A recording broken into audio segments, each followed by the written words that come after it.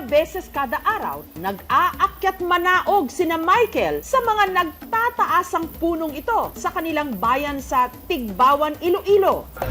Para itong nyog, pero ang bunga hindi hamak na mas maliit kesa sa buko. Ang tawag nila rito, buri. Pero ang pakay ni na Michael, hindi ang mga bunga ng buri, kundi ang matamis na tuba na nakokolekta nila mula sa itaas ng puno. Ito kasi ang ginagamit nila sa paggawa ng isang panghimagas na 8 dekada nang nagbibigay ng tamis sa mga ngiti ng mga tiga-Tigbawan. Ang kalamay sa buri.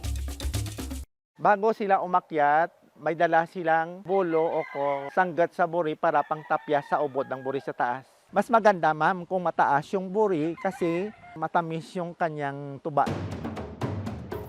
Pagdating nila sa tuktok, tinatapyasan ang katawan ng puno. Ang galon, isinabit sa itaas para dumaloy ang tuba.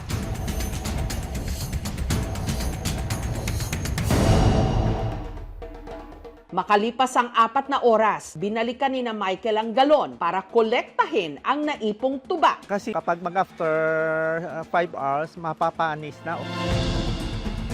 Para yung mga dudumi na galing sa taas ng buri, mas strain siya. At saka pinakuluan sa malaking kawa sa loob ng 9 na oras. Aabutin ka talaga rito ng 9. Hindi pwede ito haluin, saka intayin na lang ito after 5 hours. Habang hinihintay itong kumulo, 1, 2, hinabi muna nila ang mga dahon ng buri para gawing pinadakan o yung lalagyan ng kalamay. tapos ito tatayin mo ng ng buri, pinaka ugat niya. Ganito yan. Ito na yung finished product. Golden brown na siya. Ilang minuto pa, tuluyan na itong lumapot at naging pulot. Pwede ito isawsawan ng nilagang saging o kamuting kahoy. Sina Jonar nagtabi ng pulot para ibenta sa isang lalagyan na gawa sa kawayan. Habang ang natirang pulot sa kawa, pinakuluan pa nila ng ilang oras. Pagkahango, kanila itong babaldugin o hahaluin gamit ang tinatawag nilang baldog para itong sandok na lagpas tao ang haba. Gaya nito, ang lulutuin is more than 300 or sometimes more than 500. Kailangan maraming tao maghalo-halo nito.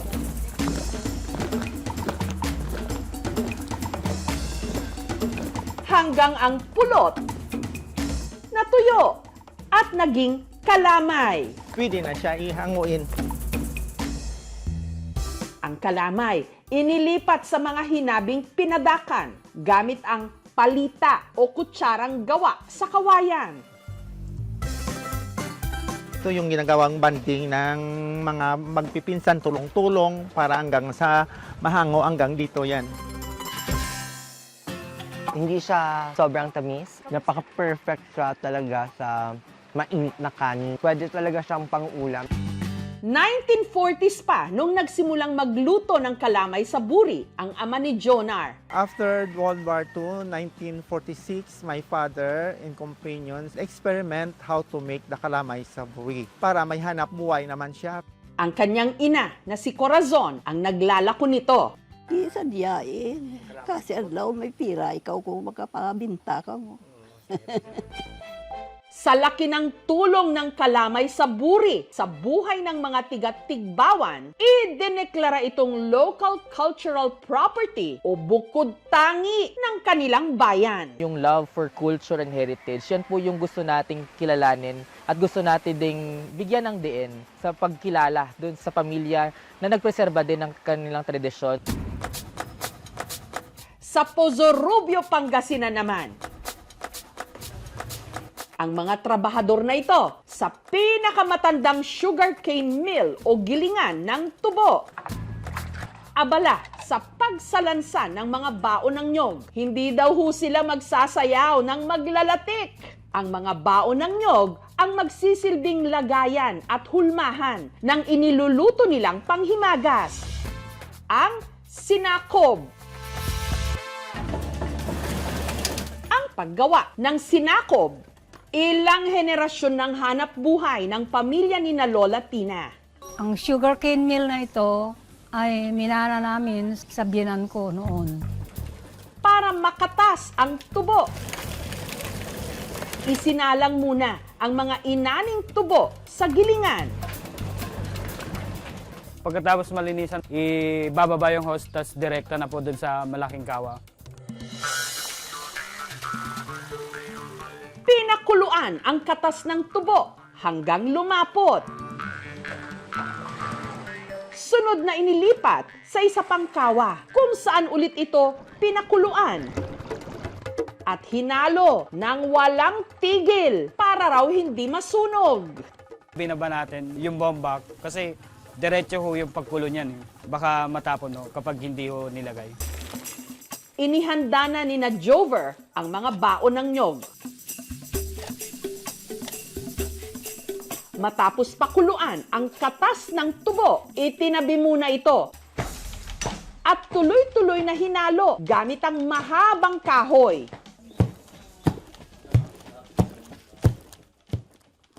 Nang tama na ang consistency o lapot nito, inilagay na nila ang mga ito sa mga bao.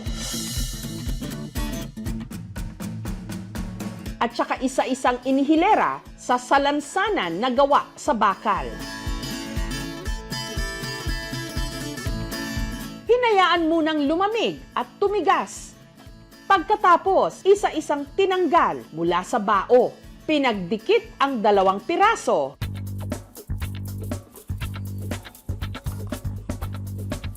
At nirepack. Kada pack ng sinakob, 60 pesos. Kakape ako, yun ang ginagamit ko na pang sweetener sa coffee. Mas malasa at matamis. Dahil sa minanang hanap buhay ni Tina sa paggawa ng sinakob, mas tumamis daw ang kanilang buhay. Nakapag-aral yung mga anak ko, tsaka nakabili kami ng mga lupa. Noong 1700s, isa tayo sa major producer ng asukal. Hindi lang sa Pilipinas, kundi sa buong mundo. Napaka-importante na ma-preserve natin yung mga traditional na pamamaraan ng paggawa natin ng asukal. Nagre-reflect kasi doon yung kultura natin. Sa susunod na mapangiti ka sa sarap at tamis ng ating mga kinakain, pasalamatan at alalahanin sana natin sila.